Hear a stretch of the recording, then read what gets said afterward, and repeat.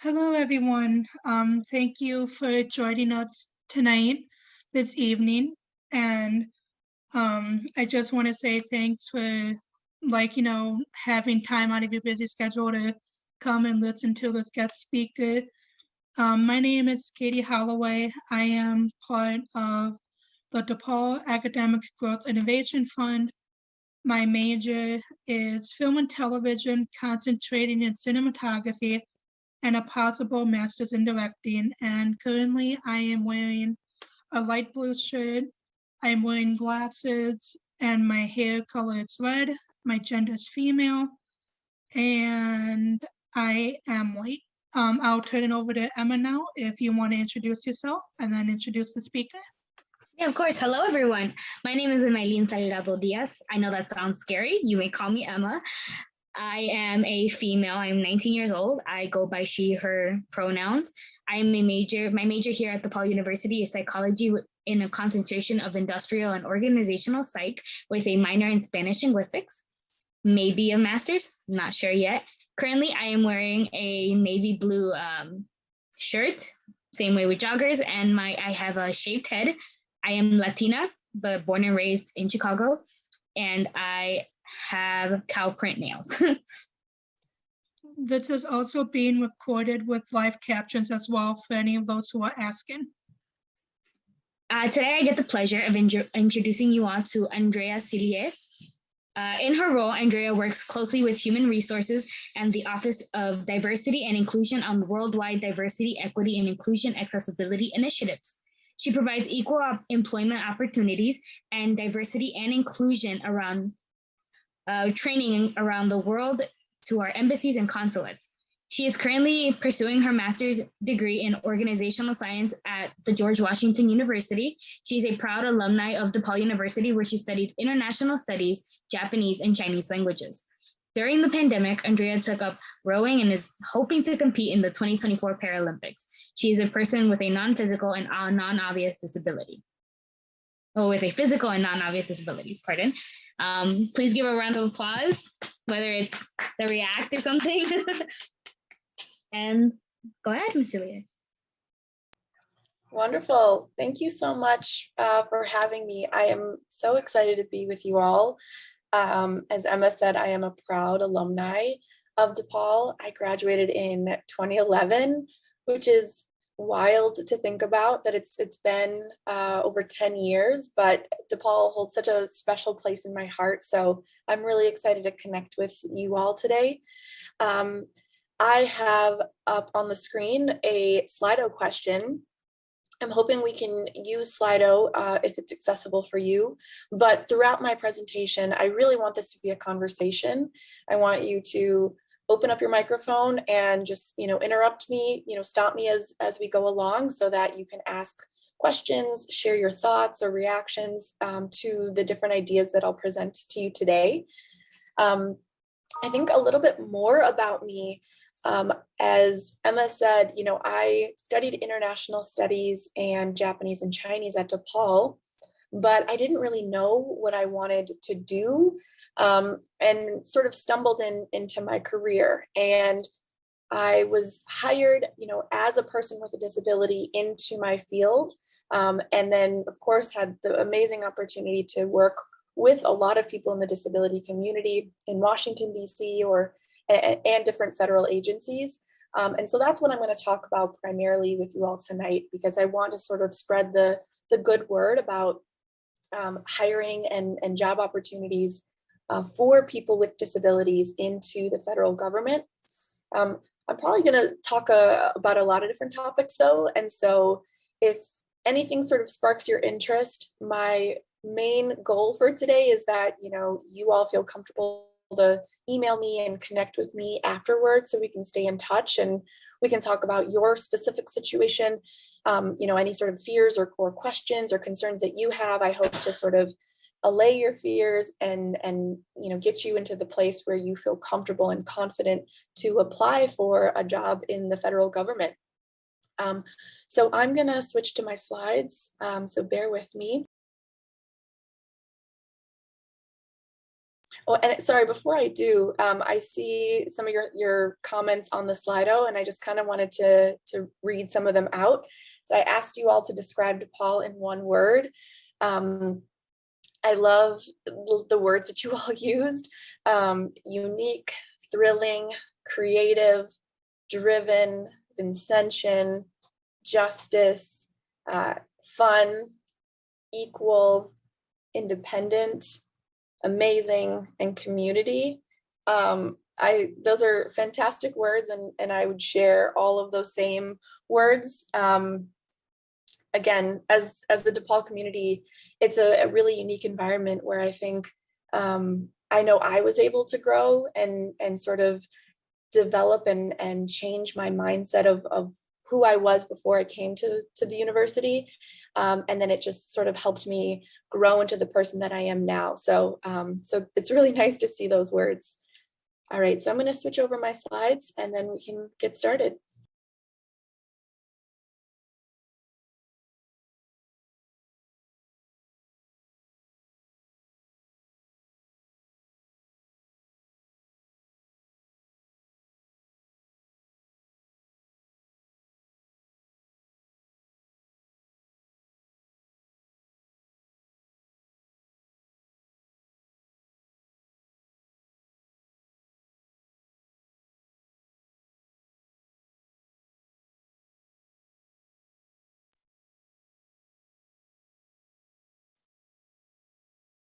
All right, how does that look, Katie and Emma? Full screen? It looks good. Yeah, I just have That's my great. screen like kind of shrunk so I could keep an eye on the chat too. So, Perfect. so you all good to go? Awesome. Awesome. So I am going to talk primarily about the Schedule A hiring authority. It is a non-competitive hiring authority for people with disabilities. Before we talk more technical, administrative jargon, I want to tell you a little bit about who I am, my story, and how I got into the job and the career that I'm in now. I do want to walk you through Schedule A and walk you through applying to federal jobs. I also want to talk a little bit about your identity with disability and talk about disclosure, especially if you're a person maybe with an invisible or a non-obvious disability. I know that there may be a little bit of fear or questions around disclosure. I also want to talk about reasonable accommodations in the workplace, which could look similar or different than some of the accommodations you might have as a student. And then I want to answer your questions and hear your thoughts. And certainly I know that you all probably know so much more than I do, just now being DePaul students and in this academic community. So I also want to hear sort of what you all think about some of these topics we'll talk about. All right, so I will sort of admit that growing up in my small town in Wisconsin, I didn't have really a lot of friends who had disabilities, and I was sort of caught in this world where I felt uncomfortable with my disability. As Emma mentioned, I have a very physical, obvious disability, and then I also have, a few invisible or non-obvious disabilities. And it took me a really long time to feel comfortable in my own skin. And I don't want to say that I denied my disability, but I definitely wasn't as comfortable and proud as I am now. And it took a while. So I give DePaul a lot of credit. I learned quite a bit, I would say, from like the academic perspective of disability identity. And then I also just learned more in terms of the social justice movement around disability. And I just met incredible people in the disability community. And that helped me, I think, become more comfortable in my own skin, and then realize the privilege that I held in the disability community, and that I need to use my privilege as a way to support other people, that this is truly a community, and I need to give back to the people who have done so much to support me in my journey. So as I said, DePaul was an essential part of my growth and transformation. I was a sophomore. I know some of you on the line are sophomores when I first signed up for this program called the Workforce Recruitment Program. Has anybody heard of the program? I don't know if you want to raise your hand, use the raise hand function, or just type in the chat if you have. And if you haven't, that's okay. I'll plug it now. It's an internship program. All right, AV or Avi, yes, okay, great. So the Workforce Recruitment Program is an internship for current students and recent graduates with disabilities to get opportunities in the federal government. And it's a really amazing program. I kind of stumbled upon it one day. I just went to the Disability Student Services office looking for kind of more support or more resources. And then I was told about the program. So I signed up for it and actually got a great internship that summer working in Washington, D.C. for the Securities and Exchange Commission. Had an amazing opportunity and said, all right, like, I think I want to work for the federal government. I was just kind of blown away at, you know, the marketing and the resources and the kind of conversation around hiring people with disabilities. I had never really felt that before. And so I thought, you know what, like the federal government kind of is a place where I feel wanted. I feel like I belong. I feel like they kind of understand what needs I might have. So the following summer, I got another internship for a kind of a small Department of Defense agency in North Chicago. And then that turned into a full-time job. So it really wasn't, you know, if it wasn't for my internship, I don't know where I would be now. So I really highly encourage you all to look into this program. I can share share the website at the end so you can, you know, take a look. But that's kind of what kicked it off. And then through a series of lots of different opportunities, I, you know, sort of worked my way up in the field of equal employment opportunity as the disability program manager for a small DoD agency, which means I sort of was like the reasonable accommodation specialist. I worked with mostly disabled veterans to help them get accommodations in the workplace. And my goodness, like that helped me in so many ways. I was able to sort of grow and develop as a professional. And it was just a great first job out of college. I got to stay in the Chicago area, which was really important for me because Chicago is my favorite city still to this day. And I was then again able to kind of launch into my professional career. So if I, you know, was a junior or senior in college, and if you asked me what I wanted to do, I would have probably said, I want to travel the world. I want to work for an international organization. Maybe I want to do like international law. And then just a couple years later, I was working, you know, on a military base. Again, it's kind of a small environment, Department of Defense. I was very much out of my element, but I sort of stayed patient. I worked hard. And that led me to my job now at the State Department, where I do get to travel the world and work with people kind of all backgrounds at our embassies and consulates around the world to kind of share the good news, good word about the importance of diversity, equity, inclusion, and accessibility to make our work environment, you know, just a better place for everyone. So you never know. I was telling Emma and Katie before everyone jumped on, you never know sort of your current path, like where it'll take you. Sometimes you have to go sideways before you can go forward. But if you stay patient and of course just do whatever you are doing to the best of your ability, good things will come. So just kind of my initial message. Any questions here before I move on to the next part of this? Or comments or just reactions? Yeah, I have a question for you. Yeah. So how does one go about applying for the workforce program for DePaul? Like, just tell us your experience more about it. Like what did you feel when you were applying for it? Did you feel excited, nervous? Just tell us more. Absolutely. So I really didn't know what it was. I heard the word internship and I thought, yeah, sure, I should be applying to as many internships as possible.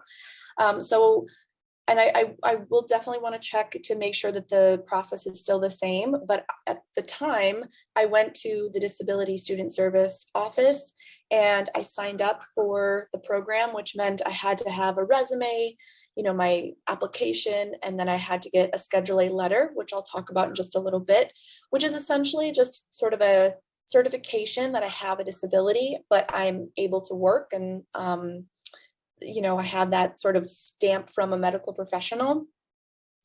And then we had recruiters, and I don't know anymore if they're having recruiters on campus because of COVID, but we had a recruiter come to campus and I interviewed with her, and it was kind of my first big interview. I was very nervous. I wore a suit and I had no idea what to expect.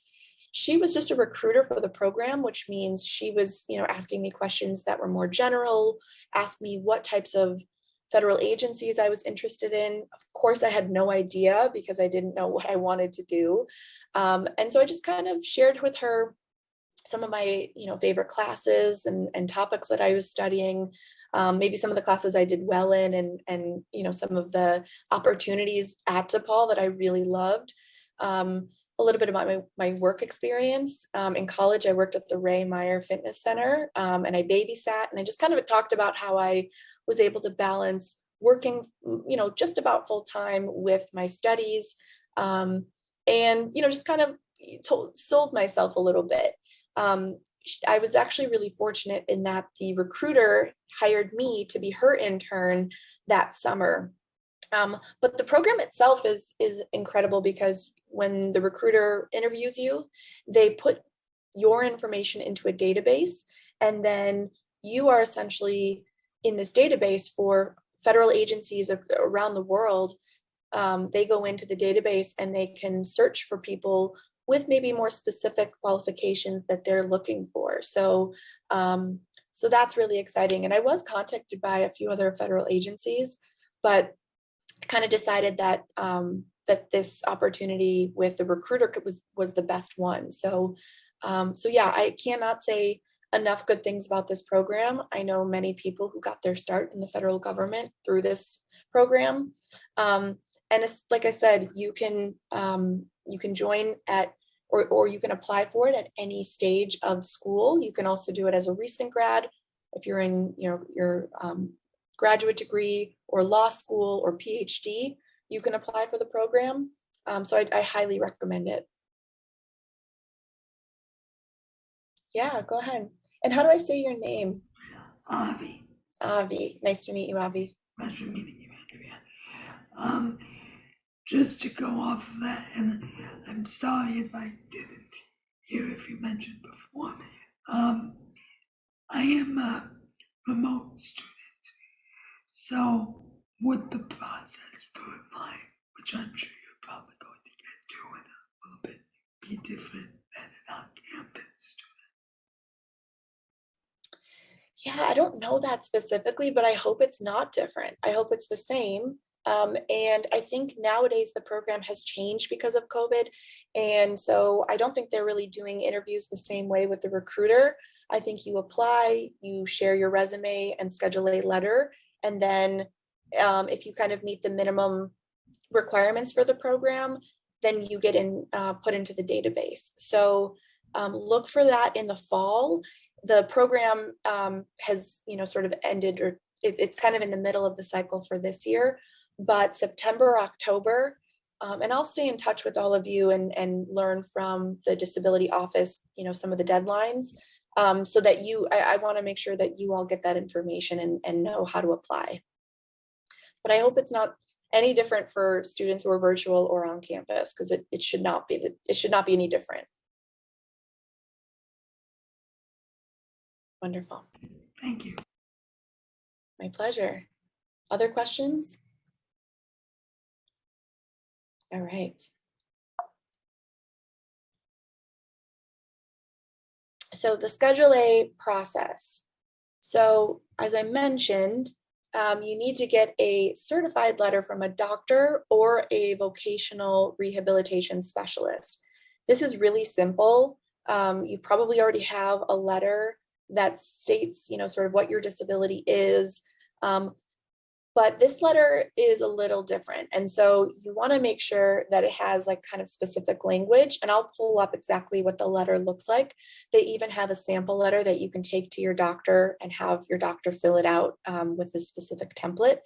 But essentially all it has to say is that you are a person with either a physical, mental, or psychiatric disability, and that it's in accordance with this specific regulation. So it's very simple.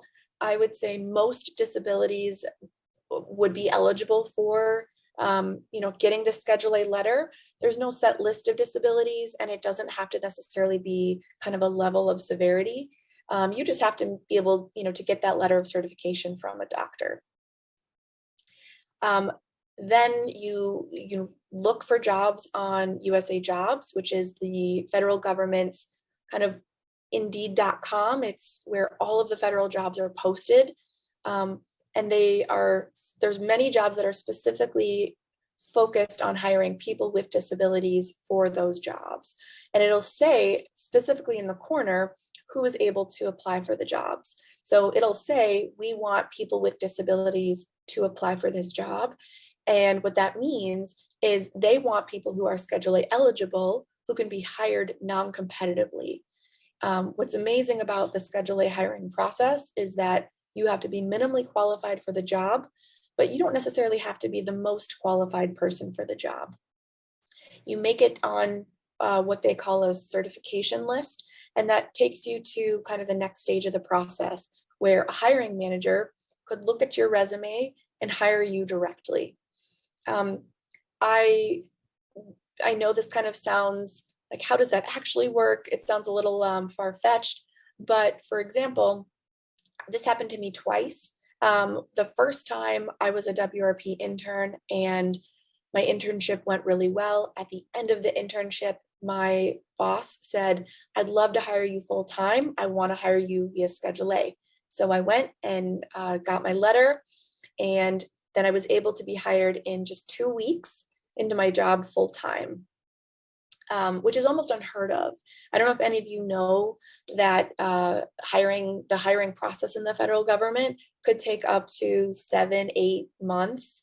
The fact that it took me 2 weeks is just a miracle. But the second time around, when I was applying to the job that I currently have, I saw the job announcement on USA Jobs. I applied for it, and then I checked the box that said I want to be considered non-competitively as a person with a disability. And I also sent my letter directly to the selective placement program coordinator. So a lot of federal agencies have this position where the person's entire job is to hire people with disabilities. And so they will look at your letter, make sure it meets the basic criteria. And then they will look at, the job, and they'll say, okay, you meet the minimum requirements, you're minimally qualified.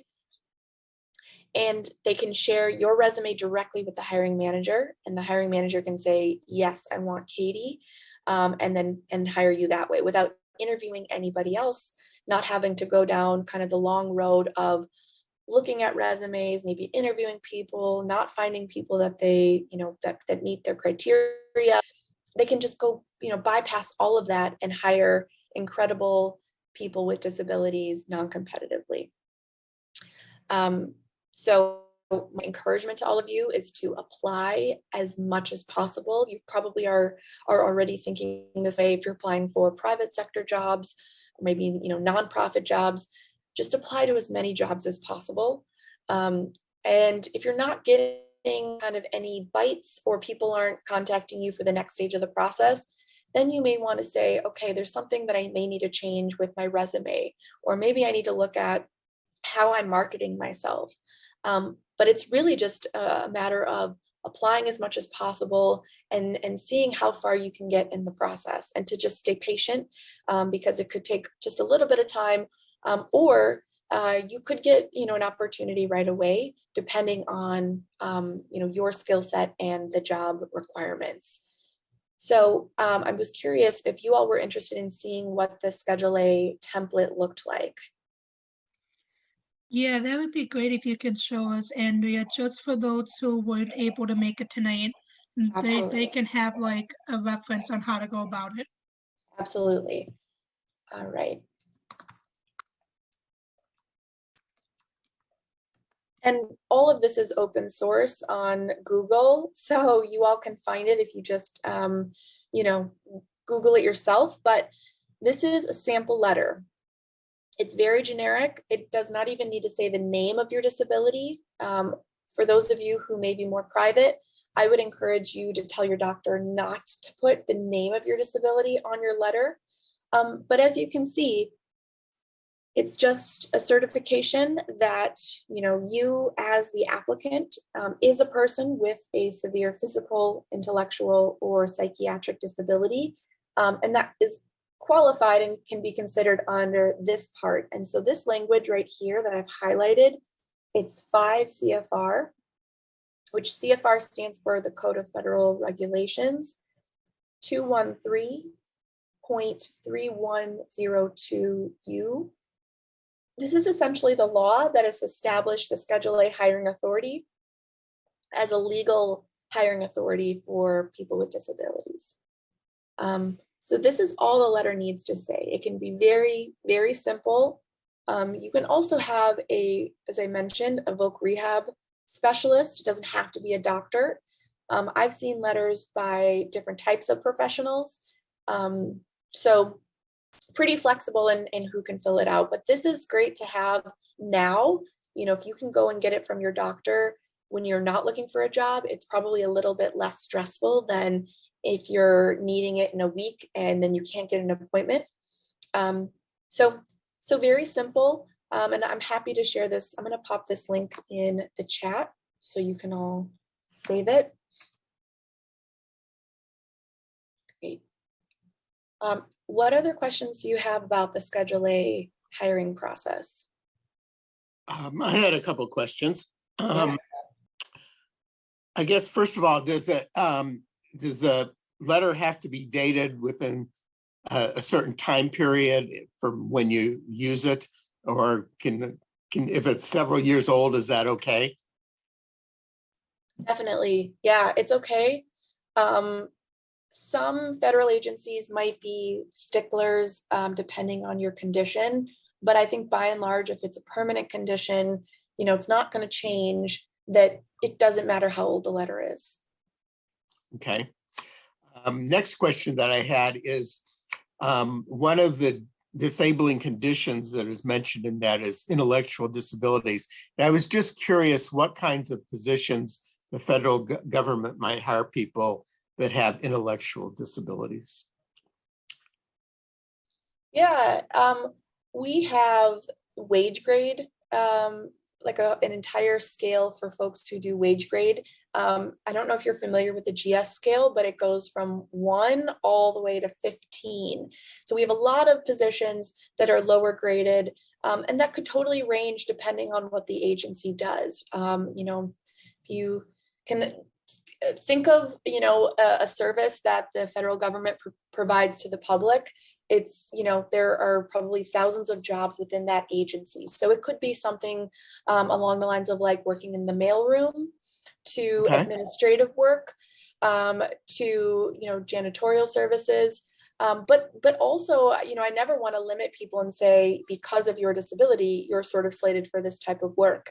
So for folks with intellectual disabilities, we're seeing so many more people rise through the ranks and get higher level positions, which of course is really incredible for me, because it's no longer just entry level or folks who are relegated to certain clerical positions. But yeah, if you can imagine, there's just sort of any type of position under the sun. People with disabilities hold sort of position at all levels, all grades. Thank you. Yeah. Did you have another question, Scott? Well, sure. What about people with autism? Are there any things that are unique about their application process?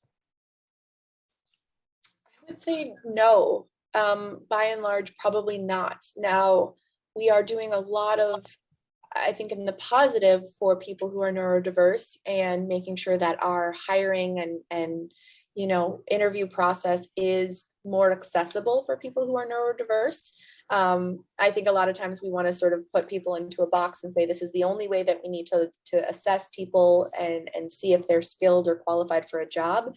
And realizing that people who are neurodiverse, people with autism, may not necessarily show their skills in that very like small, narrow way. We as the federal government need to do a better job at making sure we can assess people's skills differently. So yeah, I know a lot of people at my agency who have told me really after many years that they've struggled with telling people that they have autism because of the stigma. And I'm just trying to change that in general because of, if you've already gotten to the level of, leadership position or you're working at a high level and you have autism or another disability, I think sharing that is pretty powerful because then it proves to other people that it is possible to get, to that level as a person with a disability. Great. Not to backtrack, but may I ask a question? Yeah. In terms of, you mentioned the information that's supplied on the application is stored in a database. Do you happen to know for what period of time is that held, or does it have to be updated each time that you look for a position? So Susan, were you thinking of the workforce recruitment program specifically? Yes. The database that I mentioned? Great. Yeah. So here's the website for the workforce recruitment program. And Avi, I want you to see the registration. You might be able to register directly through the site rather than even going through DePaul. But again, they might help with that process. But so Susan, to answer your question, you're in the database for a year and you can reapply the next year. Of course, like I said, if you're a recent grad, you can apply even after you've graduated. And you're in the database for another year after you've graduated. Okay, thank you. Mm-hmm. Great. Is that a new hand, Avi? Yes, I'm sorry. I had a couple more questions. How much, I guess, coordination does this program or the federal government have in relation to like state programs? So, for example, I know that WRP is a federal program, but if I found a job to like work for the state of Illinois, for example,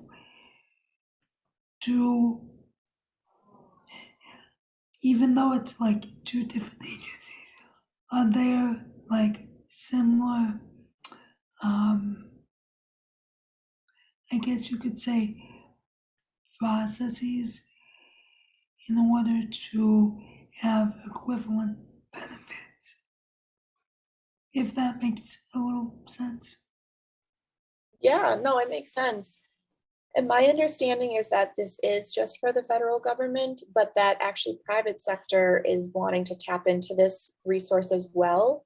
And I haven't heard if state governments are using this database, but I have heard more and more that private sector companies are using this database. So it's primarily federal agencies. And I think that there's probably around, 300-400 students who are entered into the database every year. So quite a bit of folks who are in the database, but there are, hundreds of employers who, and you can probably see this tab here in the upper right-hand corner, employers. Any employer really can use this website. And so there are hundreds of federal agencies who have signed up and are looking for, many interns every year. So there are a lot of opportunities, but like I said, it's mostly federal government. Sure. And real quickly, my other question was, let's say, for whatever hypothetical reason, a person applies for a job and gets denied on merit. Are the federal workforce specialists, allowed to say, oh, this job your application didn't fit our qualifications. Here's this other job that we think you might be better suited for. Yeah, so that's where I mentioned this position that exists at all federal agencies. It's called the Selective Placement Program Coordinator. That person's job is to collect resumes of applicants, people with disabilities who are interested in jobs with that agency. So at my agency, we have what we call a talent database, where exactly what you just said, Avi, if you apply to a job and maybe you're not qualified for that job, they will flag other jobs that you would be qualified for. But you can also reach out to them with another job vacancy to say, this is the type of job that I'm interested in. I want to be considered for this. So it's an iterative process, and that's really their job. They're supposed to help you and sort of put your resume on the desk of a hiring manager. And I'm sorry, I have a quick follow-up question since you brought it up. Are please excuse me, the selected program specialists you just mentioned, are they also responsible for accessibility coordination or accommodation, or is that another job? It depends on the agency. When I worked at the small DoD agency, I was the disability program manager, so I did accommodations and selective placement. At my current agency, we have over 75,000 employees. We have an entire office who's dedicated to accommodations and accessibility. And in that office is the selective placement program coordinator, but she just does that, that's her main job. And so it'll just depend on the size of the agency and the resources that they have available. But the selective placement program coordinator should be very knowledgeable about accommodations. And so if you go in, and you say, I want to be considered for this job, but I need an accommodation in order to do this job, and it has to be ready, first, day one, that's something that you would perhaps want to communicate with that person so that they know, okay, I got to have these things ready, so that this person can be set up for success. Of course, that definitely makes sense. Thank you so much. Oh, these are great questions. Other questions, feel free to just jump in. Andrea, could you talk a little bit about the application that you submit if you apply under the USA Jobs website? Absolutely. So I thought I'll just go to the website and I'll talk everything sort of out loud. So here's the website. It's usajobs, jobs.gov. And it's essentially a website where you can just search for jobs. So can I have a brave volunteer to, shout out an occupation or, a job that you're interested in? Director. Director. Okay. Now, it might not be the type of director that you want to be, but let's go for it. All right. So here, what'll just kind of kick us off, I kind of figured it would be more leadership jobs. So you're a director of, maybe a specific part of the agency, but you see the first job, right? It's Director of Agricultural Marketing Service for the Department of Agriculture. Probably pretty specific. The location, it says, is negotiable after selection. And so that's exciting because it's more jobs that are virtual, or jobs that, you know, you may be able to work from other places, or maybe not have to move to Washington, D.C. or move to a specific city. So I'm going to look for a job that specifically has, here we go. So here's the creative director at the US Mint, and there's a bunch of logos, and these are all the different types of people that can apply to this job. And as you can see, here it says jobs open to those who are eligible under Schedule A. So I'm going to click on the job for the creative director. It tells you a little bit about the job. You know, here's what it is. It's sales and marketing director in this specific branch. And then when you apply for the job, you're going to scroll down a little bit further. And it's going to show the required documents. You need a resume. You're going to answer a series of questions, and then you're going to submit your Schedule A letter. And then I'm just going to scroll even further. Now, at the bottom of most job vacancies, it'll have a point of contact, and it's usually an HR specialist. I always like to reach out to this person directly and to send my resume and my Schedule A letter and to say, I want to be considered for this job non-competitively. They will then refer me to the position that I mentioned, the Selective Placement Program Coordinator. So I want to apply for this job just as anybody else would, but then I also want to email them directly. You know, they should have a reasonable accommodation policy, their EEO policy, you know, to make sure that everybody knows that if they feel discriminated against in this hiring process at any point, that they have rights under the Title VII of the Civil Rights Act of 1964. And so, as I mentioned before, it's important to just apply to as many of these positions as possible. You have to create a login and sort of a profile, and that'll help you to apply to many jobs kind of in a short amount of time, because it'll already save your resume, and it'll also refer jobs that you might be interested in directly. It'll flag it for you.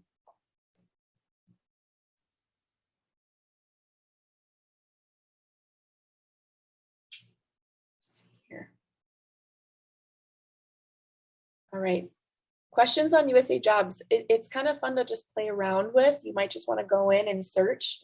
As I mentioned, there's jobs in small cities, small towns and cities around the world. And of course, big cities. There's a ton of jobs in Chicago.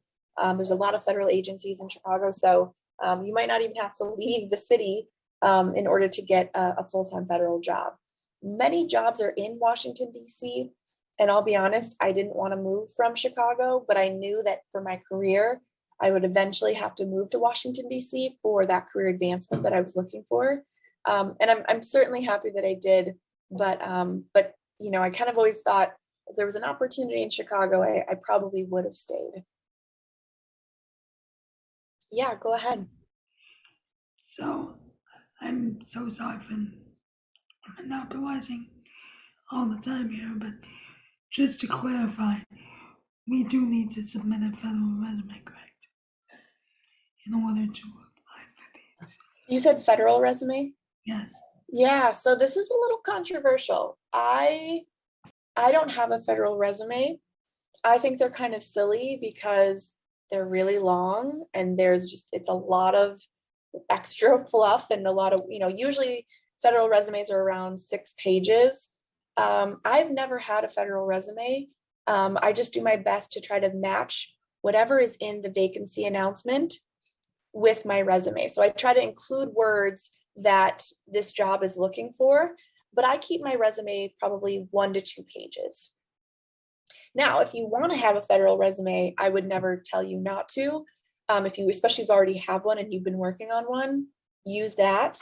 But like I said, I've used my non-federal resume, and I've actually never had an issue. I've been able to be referred for a lot of jobs.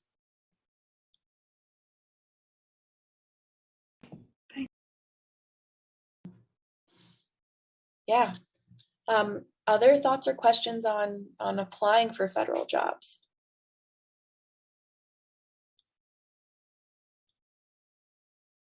Yeah, and like I said, when I was a sophomore at DePaul, I had no idea what agency I would be interested in. So I think it's also great to do a little bit of research on possible, you know, federal agencies that you want to work for, or if you're studying very, a specific field like biology or chemistry, think about where there is a demand. I have a great friend who's a mechanical engineer, and he now works for EPA, the Environmental Protection Agency, working on water and sustainable water solutions. He probably never thought that when he was studying to be an engineer that he would be working for EPA, but because of his skill set, he kind of found his way there. So as I mentioned, your path could be a little bit windy, and that's okay as long as it takes you to where eventually you want to go. All right, so I'm going to switch back to my presentation and then keep going.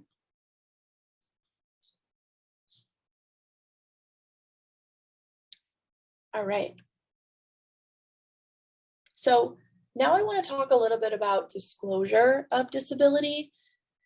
It's absolutely a personal decision. And I think that if whatever your reason is for maybe not wanting to disclose your disability, that's respectable. If you're the type of person who cannot hide your disability, I also don't want you to feel like you have to sort of explain your story and tell people about your disability in the job, in the workplace. I have sort of found that for me, I want to tell people about my disability when it matters to me. And I want to keep it private when I want to keep it private. And for the most part, I think that that's absolutely possible. The one exception is sometimes if you needed a reasonable accommodation, a lot of these offices, just like if you need an accommodation for school, you would most likely have to provide some sort of documentation or reason as to why that accommodation is the best solution for you. But again, you should not feel that you have to, disclose your disability or share more than you feel is necessary. So I just kind of want to pause here and talk about this a little bit. See, for those of you who may feel a little bit more comfortable to disclose, if you want to share some of the reasons why you feel more comfortable. And then maybe for others, like if you have some concerns or fears, this is a safe space if you want to talk through some of your concerns, and I can maybe help navigate how and when to disclose, should you feel that you need to.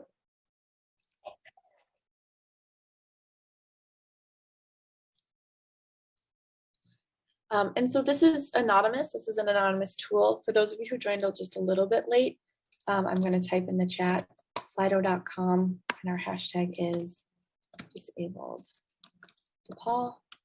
I'm just curious to hear, what does your disability mean to you? And just kind of feel free to share as little or as much as you want. If you are somebody who has an accommodation, or maybe if you're not someone who has an accommodation in the classroom, but in the workplace, you might need some changes to the way that your work is typically done, or changes to the way that the work environment is for you. I hope that many of you know about reasonable accommodations, but if you don't, that's okay. I had no idea what a reasonable accommodation was until I graduated from college. So it's a requirement that federal agencies must provide reasonable accommodations to qualified employees with disabilities. Your request could be specific furniture that you need. It could be a flexible work schedule. It could be, modifications to the workplace because you use a wheelchair, or you need a sign language interpreter or a reader. I myself don't need any specific accommodations, but because of my invisible disability, I am fatigued a lot. And so working from home has actually been incredible for me, because I can schedule my day in a way where I can take a nap, so that I don't have to like be in an office all day, drink, endless amounts of coffee, and then be sort of wired. I can take my time, have a flexible start, maybe take a nap in the middle of my day, and then make sure that I'm doing my job and getting my hours in. But that's essentially a reasonable accommodation. And as I mentioned, all agencies should have an office where you can go to and ask questions, and they have sort of a budget that, they should never say that cost is a prohibiting factor, that, they don't have the money for it. Trust me, all federal agencies should have the money for reasonable accommodations, and they're reasonable, right? So you're not asking for the sun, the moon, and the stars. You're asking for tools that will allow you to do your job to the best of your ability. So again, I'll pause here in case there are any questions about accommodations, or just, comments. Maybe again, you have an accommodation in the classroom and maybe you're curious as to how that would translate into the workplace. Happy to answer any questions you might have. Yeah, so I have a question. So let's say a current student, undergraduate student, or current graduate student is getting ready to graduate from DePaul, and they are in the workforce program, and they did have accommodations, and let's say their boss, it's not being really accommodative towards them. How do they go about like taking the right measures so that they do feel accommodated and so they're not discriminated against in the current work field, if that makes sense? No, it definitely does. It's a great question. And that's actually the job that I have now. And so if employees feel that they've been discriminated against, either they haven't been accommodated or the workplace is not accessible to them, they have a couple of options. My hope is that they can talk to the manager and really explain why the accommodation is helpful, work with them to see, what is reasonable and what sort of accommodation does not cause an undue hardship. That's a legal term where essentially if a manager is going to deny an accommodation, he or she has to be able to explain why providing that accommodation would cause the federal agency an undue hardship. As you can imagine, that's very difficult to say that, providing a flexible work schedule or an ergonomic chair would be an undue hardship, right? So as a student or intern or employee, you have the office changes for each agency, but you have an office of, disability services. At my agency, it's called the Office of Accessibility and Accommodations. That office is there to advocate for you and to get the tools and resources that you need. My office works for people who feel discriminated against. And so I work with, employees who have had these issues, who have felt discriminated against and want to file essentially a lawsuit against the place that I work. Of course, I don't think most people want to file a lawsuit or they don't want to get to that place. However, it's your right as a US citizen under the Americans with Disabilities Act to essentially flag that you feel that you've been discriminated against based on your disability.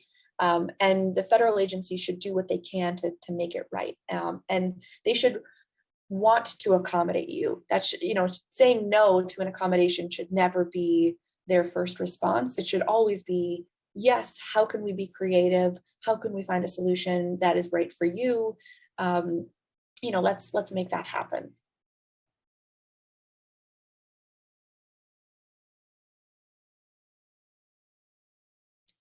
Other thoughts or questions here? And I know it's getting a little bit late. So I just want to, we talked about this. I'm going backwards, excuse me. All right, so I just kind of want to wrap it up and provide a couple of resources. So in the chat, I shared the OPM website on the Scheduling Hiring Authority. There's also an executive order that came out in June of this year on diversity, equity, inclusion, and accessibility.